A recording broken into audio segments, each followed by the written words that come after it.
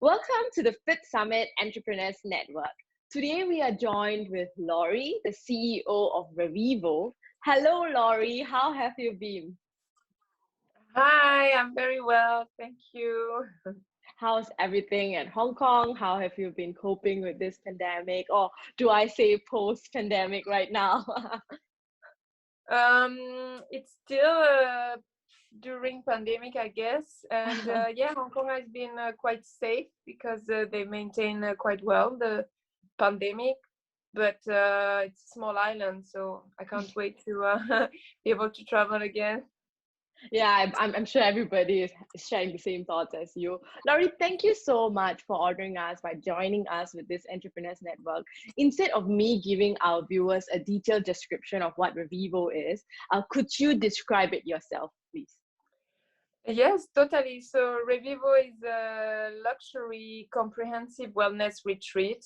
And by comprehensive, we mean that all our programs are designed around the nutritional needs, the spa needs, and the movement, breathworks, and also the night rituals needs. So it's a very comprehensive offer that is not just engaging your body or your mind, but really treating it in a holistic way.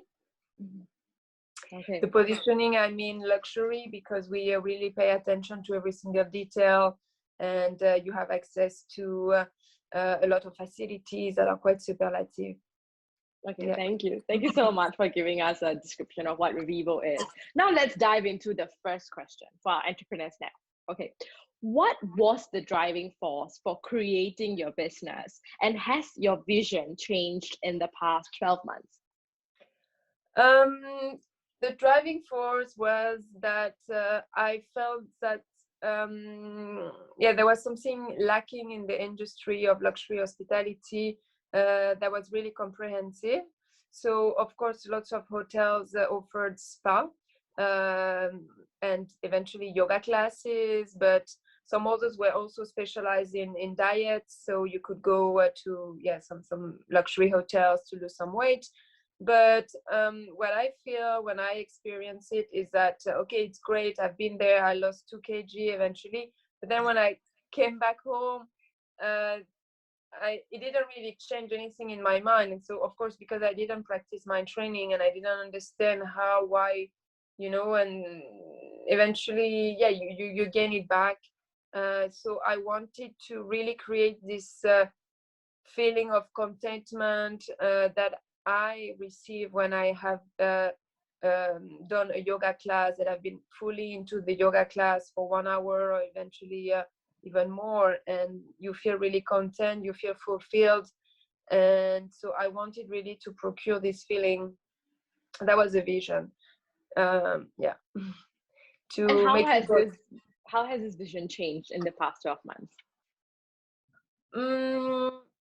In the past 12 months, it has not really changed, because that's still the objective of REVÍVŌ, is really to feel people, to make people feel content and happy, and that something change in their mind, so they understand why they need to. I was just taking the example of the diet, the nutrition, why it's important, and so to practice it. It has not really changed, I must say. Even though, it made me realize that it could be more accessible right now, because of course our resort is in Bali, so it's not easy, especially right now, to go there. And so so just to make the whole program and the whole experience more accessible, I would say. Thank you so much, Laurie, for answering that question. I think the purpose of your whole business model, or like your vision, was really to create something sustainable, something committed, so that holistically you'll be able to, once you go back home after a retreat, it still will be possible for you to continue with the same lifestyle. So thank you so much for sharing that. Now let's moving on to our second question. What do you enjoy most about being an entrepreneur, and what do you enjoy the least? So what I enjoyed the most is that when you have an idea and you feel strong about it and you want to make it happen, you can. That's what I love about being an entrepreneur, is that sometimes you feel like I will never be able to do it, but then step by step you break it into pieces, and one step at a time, and you manage to make things happen, and that's wonderful. It can be a new offer, it can be a new program, it can be a festival, it can be a house, you know. And yeah, that's what I love about being an entrepreneur, is that basically you can make anything happen. What do you enjoy the least? Yeah, so it also means that to make things happen, you need to sweat it, and you cannot really disconnect, because especially a company like REVÍVŌ, that is quite small, obviously, it means that people always need to reach out to you, whether it's for operations or sales or marketing, you know, booking inquiries. Somebody says he's a friend, is he really a friend, you know? So it can be small things like that. It can be bigger issues, of course, because human people are involved. So it's nothing like automatic. So it means you cannot really disconnect. And sometimes I envy like the freedom of my husband, for instance, who is working in finance. When the markets are closed, they are closed, you know. And so when he's on a day off, he can just forget his phone somewhere. And yeah, so he's not an entrepreneur. Thank you so much for answering that question, Laurie. I think one thing that is really, like, I've done, like, this is my third interview with an entrepreneur, and something that I have commonly seen across all three interviews, is that they mentioned that when it comes to the work-life balance, it's pretty much difficult to achieve, because as an entrepreneur, you're working all day, all time. You're basically creating your baby from the start, and it's so difficult to actually find that alone time to just take yourself away from work, because it's pretty much like enjoying your work, but as well doing work when you're supposed to be resting. So thank you for sharing that. That is something common that I see in all entrepreneurs. Now let's move on to the next question. This is a very interesting question. It can be lonely at the top when you're an entrepreneur. How do you cope with this? You surround yourself with friends that are entrepreneurs. So yeah, I realized that recently, that most of my very close friends were entrepreneurs, and it's also great because when we meet, we can discuss about our issues and we understand each other. You know, we have the same problematics at work, even though we don't work in the same industries.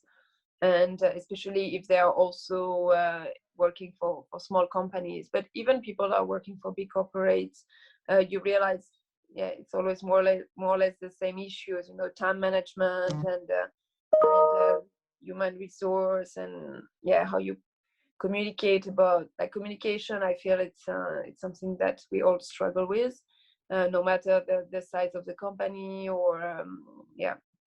So yeah, I have very close friends that are also entrepreneurs, and that's very helpful. It's great, Laurie, that you actually mentioned that, because a lot of people also do say that it's important to have friends. That's obviously clearly one reason, but a lot of people also say that they kind of surround, it's a two extreme actually. They kind of surround themselves with people who are not involved in the industry. So it really takes a break, where they take a break from their work and they're not discussing things involving the business. Or some people just involve like themselves with entrepreneurs like you, so that, you know, you can share your struggles, your ups and downs, and, you know, if you're facing any challenges, they can be there to actually help you out, because they might be going through the same thing, or they might have just overcome it. So thank you for sharing that. Let's move on to the next question. What has been the hardest business decision that you've had to make in the past 12 months? And why did you have to make it? It is definitely linked to the fact that we had to close our resort in Bali, because yeah, the government, the Indonesian government had stopped to distribute a visa on arrival.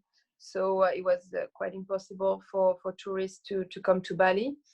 And then of course as well, the fact that we always postpone, we have postponed 3 times already the reopening, because yeah, back when it started a year ago, we thought, oh, it's just going to be a couple of months. And then eventually you said, okay, actually another couple of months. And So yeah, that was quite hard, and that is linked to COVID, to COVID situation. How And the did fact you that manage I that? don't have a crystal ball. Right. Yeah, I think this is the hardest part, because eventually when you have figured out what it takes to close and to reopen, but the fact that you don't know, it's what is the most difficult. So of course you need to keep your team excited and enthusiastic and still like available, but then at the same time you're closed, so it means that of course you don't have bookings, and you need to cancel eventually some bookings that you had, without also disappointing too much the customers, because some customers, they haven't really realized yet that either they cannot come or they cannot return to their country, and sometimes they're like a bit delusional, and so it's hard to also disappoint them and be like, I'm sorry, but actually you cannot get the visa. And they say, oh yeah, I'm sure I can, I will find a way. And then 2 weeks later they come back, oh actually I cannot, so I have to cancel. And yeah, it's really hard. It's hard for both parties, both the customer and us, who would love to host them, but unfortunately it's impossible. So Thanks, Laurie, for answering that. It must be a very difficult decision, or probably a difficult problem to actually have, a challenge to have, considering that 3 times it's reopening. But I'm sure, in the upcoming times, everything is going to go great. And, the world is slowly recovering, especially in Asia, like Singapore, Hong Kong, things are getting better.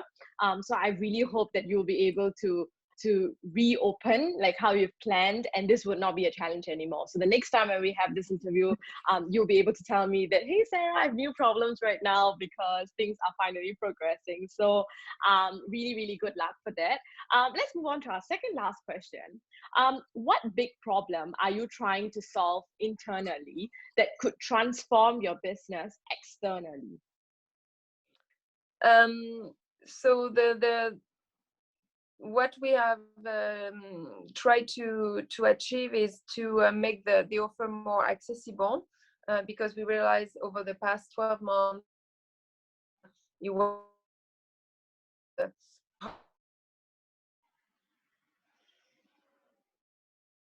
but also from a financial point of view, sometimes it was a bit of a barrier for some customers. So we wanted to be more accessible and at least get a taste of what REVÍVŌ Wellness Retreat is. And so that's why we have developed more online consultations as a first step. So people can have an online consultation with our wellness coach.